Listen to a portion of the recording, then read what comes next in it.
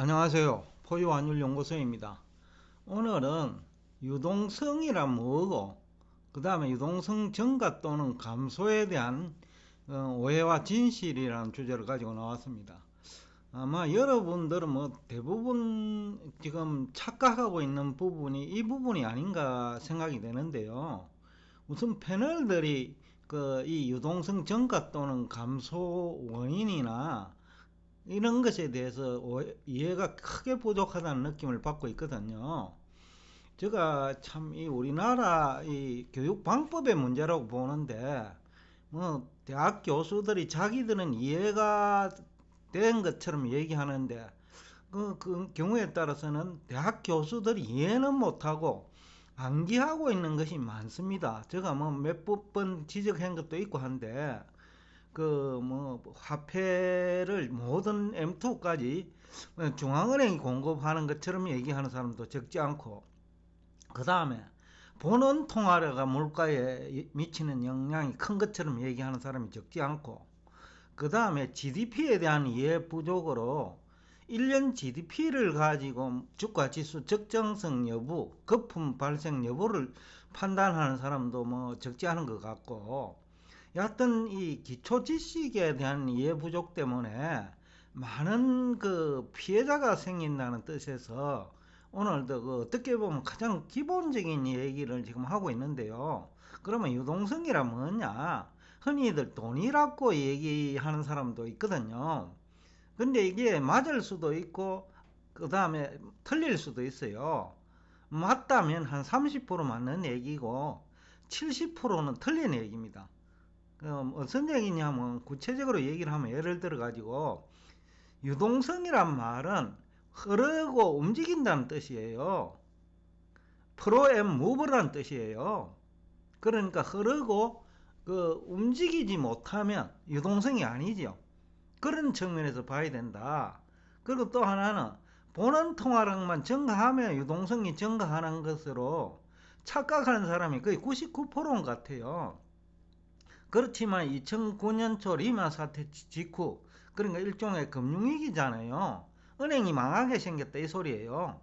그러니까 그럴 시기에는 신규 대출을 할 돈도 없고, 그 다음에 기존 대출금을 회수해야 됩니다. 그럴 경우에는 본원 통화는 증가해도 그 유동성은, 시중에 풀린 돈은 흡수되는 거죠. 그러면 예금이 증가해갖고 지중금 형태로도 증가하고 은행에 다시 회수되고, 그 다음에 기존 대출금이 다시 은행으로 회수되고, 이런 경우도 있을 수 있다라는 거죠.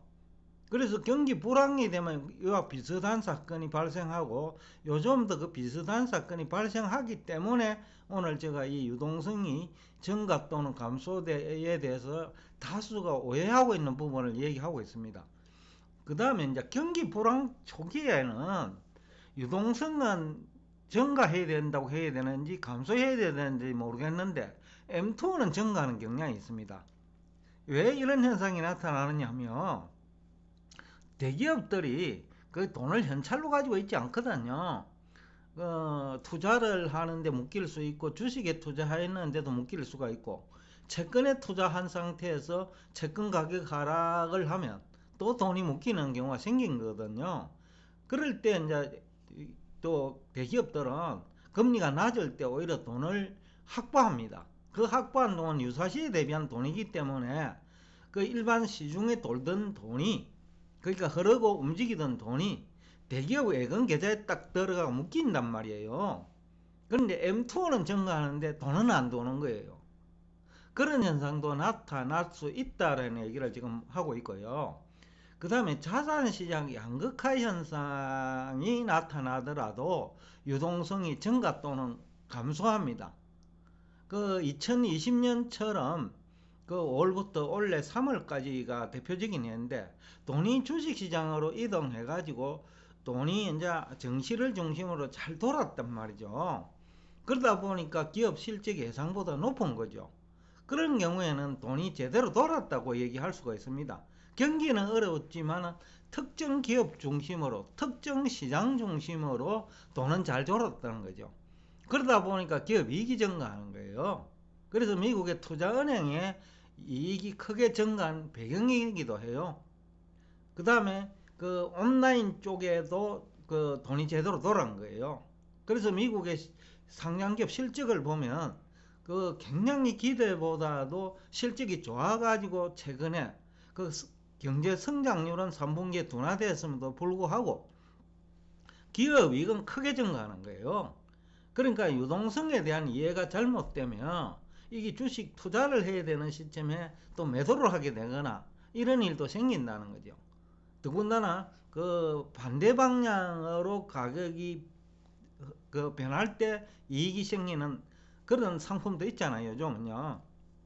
그런 경우에는 이런 그 개념, 그 다음에 이 유동성에 대한 이해가 부족하면 오히려 그것 때문에 손실이 발생하거든요. 그래서 미국도 요즘 그 MMF 시장으로 이동이 돈이 많이 했어요. 그런데 그러면 MMF 시장으로 이동했다는 것은 정시에서 이동했다는 뜻이거든. 주식 시장에서. 아니면 장기채 시장에서 이동했다는 뜻이에요. 그러면 이제 돈이 그 아주 초단기 그 금융상품 시장으로 이동하면서 전반적으로는 돈이 묶이는 형국이 나타나거든요. 이런 경우에도 유동성 감소 효과가 있는 거예요. 그 다음에 이제 경기 불안 국면에서는 전반적으로 화폐 유통 속도가 둔화됩니다. 일본을 그 대표적으로 얘기하잖아요. 돈은 엄청 뿌리 났는데 성장률이 안 나온다고. 그죠? 그러니까 이제 일본의 경제가 망가진다는 얘기를 하는 사람은 돈은 많이 뿌려도 그 성장이 안 된다는 소리거든요. 그건 또 기업 이익이 증가하는 건 또 별개 문제예요. 왜냐하면 기업도 돈이 증가하면 새로운 투자를 하지 않고 자산 시장에 운용하게 되면 소득은 증가하거든요. 그러니까 소득은 증가하는데 그 아까 성장률은 둔화되는 거예요. 그런 현상도 나타날 수 있다. 그게 일본이 대표적인 국가예요. 그 다음에 주식시장으로 이동하면 전반적으로 화폐 유통 속도는 증가됩니다. 그 2020년부터 앞에서 얘기한 대로 올해 3월처럼. 근데 거기서 다수가 빈번하게 사고 파는 과정에 많은 종목에서 투자자들이 돈이 묶여버리면 거래 대금이 줄어들잖아요. 그 역시 그 유동성 감소 효과가 있는 거예요. 그런 것에 대한 지금 이해도 아마 정권 전문가들도 부족한 것 같고 투자자들도 부족한 것 같고 그 다음에 경제 패널들도 그 부족한 것 같다. 시장금리 상승 관련 유동성 증가 또는 감소도 같은 얘기예요.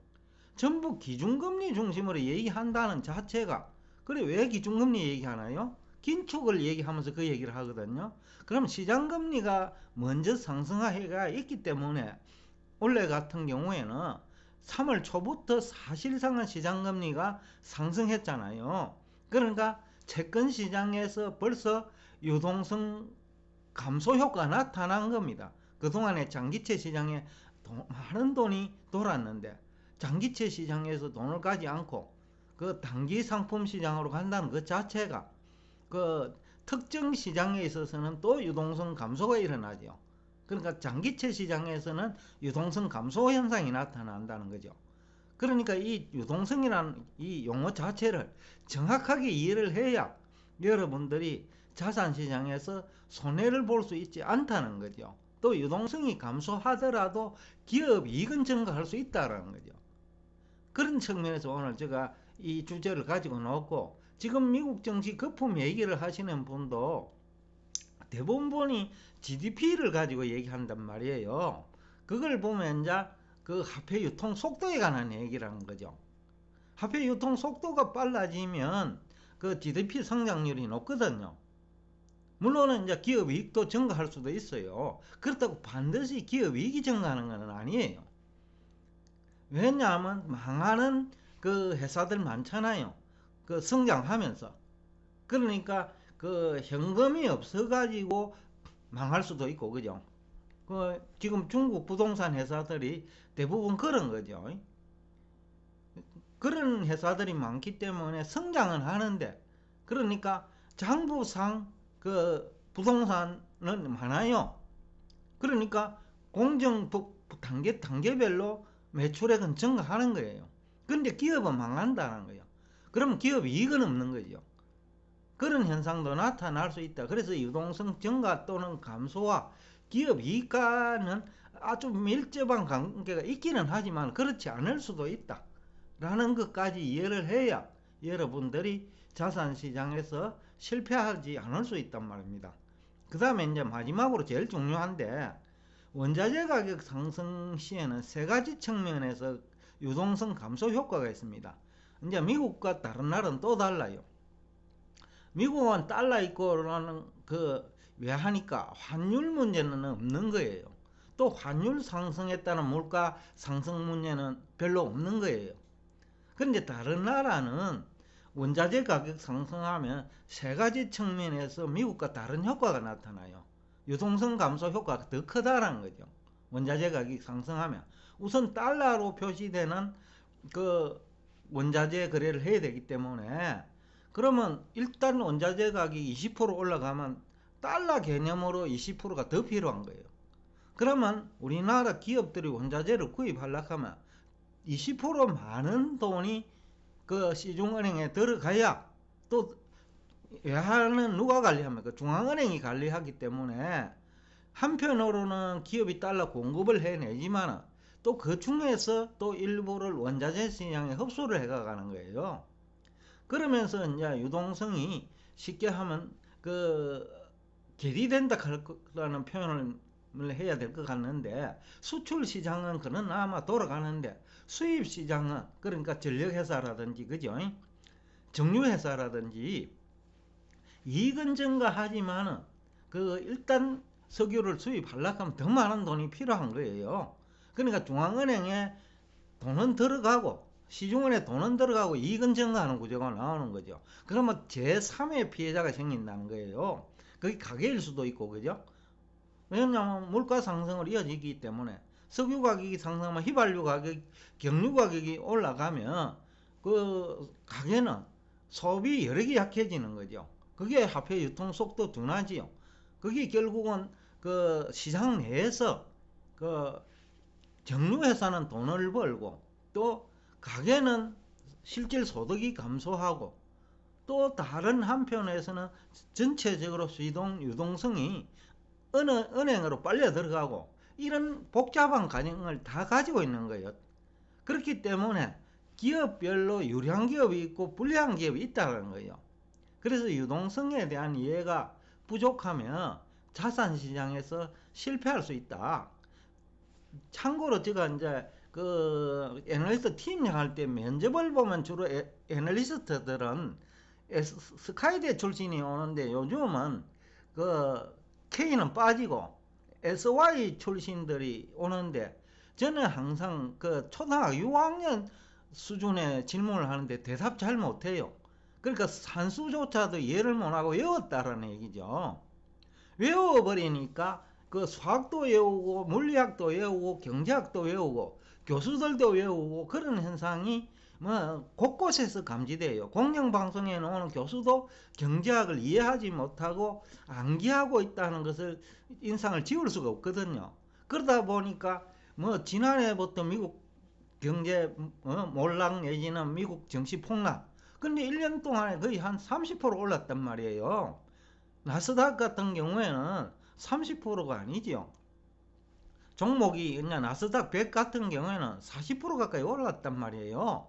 그러니까 그런 기회조차도 얻지 못하고 심지어는 거꾸로 가가지고 손실을 보는 경우도 지금 비일비재하다. 그래서 기초지식의 중요성이 굉장히 중요한데, 그래서 과학도 기초과학이 중요하다잖아요. 물리학이 대표적인 기초과학인데, 이 기초과학에 대한 이해가 부족해가지고 정권 전문가들도 잘못 추천하는 경우가 많거든요, 종목을. 그래서 전반적으로 다 피해가 생기는 거예요. 결국 기초에 대한 지식 부족으로 거품을 만들어내면, 거품이란 뭐냐 하면 지금 미국 증시를 다수가 거품이라는 그 개념하고 틀려요. 기업 이익이 증가하는 거와 하다못해 성장률이 제로라도 기업 이익이 증가한다면 여러분 투자하겠어요, 안 하겠어요? 투자합니다. 그러면 성장률은 그 제로를 하더라도 기업 이익만 증가하면 그 주식은 매력적인 거예요. 그러니까 이런 기초 지식에 대한 이해 부족 때문에 다수가 그 자산 시장에서 손실을 보는 경우예요. 아마 부동산 시장에서도 조만간에 이 유동성에 대한 이해 부족 때문에 많은 피해자가 저는 생길 거라고 봅니다. 그래서 오늘 또 장시간 정확하게 얘기를 하게 됐는데 요약하면 그렇습니다. 지금 유동성에 대한 이해가 부족하면 자산시장에 실패할 수 있다. 그리고 유동성 증가 또는 감소 요인을 제대로 알아야 된다. 또 유동성과 기업의 이익의 관계는 아닐 수도 있다. 또 경기 불안 국면에는 전반적으로 화폐 유통 속도가 둔화된다. 그리고 그 양적 완화 정책을 하더라도 경기 불황 초기에는 또 경기 불황이 심화될 때는 오히려 유동성 감소 효과도 나타난다. 이런 얘기를 가지고 여러분과 대화를 나눴습니다. 오늘도 끝까지 경청해 주셔서 대단히 감사합니다.